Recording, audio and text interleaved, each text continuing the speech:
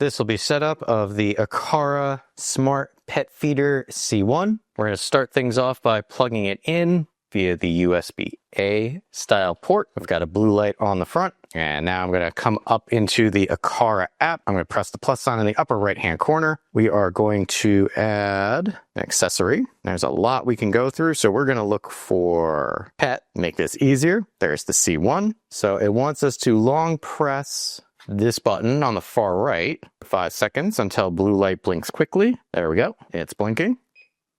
It's chirping. I can hear my hub downstairs talking, so I'm not entirely sure if it gave a command. Oh, no, it says it was added successfully. So we're going to say Smart Pet Feeder C1. We're going to leave that name, location. In my case, this is going to live in the kitchen, and I'm going to select next. And here's just information about the device. So add it to the home screen. We're going to say done. And these are our options for the pet feeder. So if we come back to the main screen, should have a card. So here we go. That's security page. This is the home page. So there's my pet feeder. And from there, I can do what I need to do. All right, that was setup.